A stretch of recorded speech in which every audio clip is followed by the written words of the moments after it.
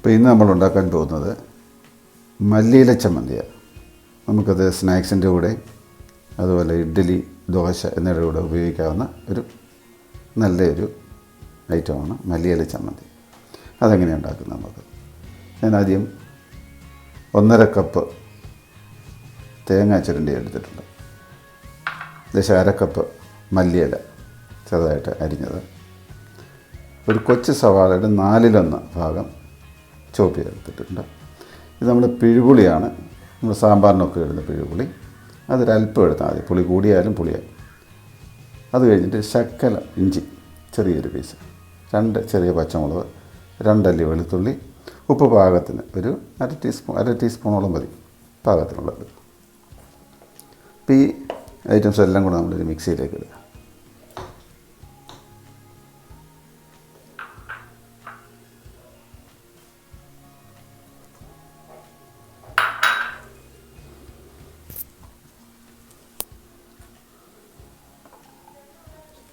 ഇതെല്ലാം നമുക്ക് മിക്സിയിലേക്ക് ഇട്ടിട്ട്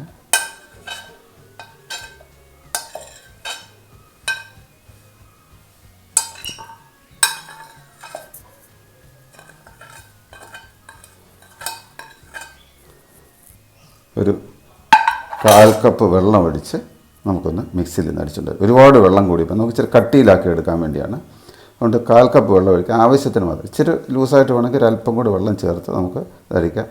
ഞാനിത് മിക്സിയിൽ അടിക്കാൻ പോകും. അപ്പോൾ നമ്മൾ മിക്സിയിൽ അരച്ചെടുത്ത മല്ലിയില ചമ്മന്തി.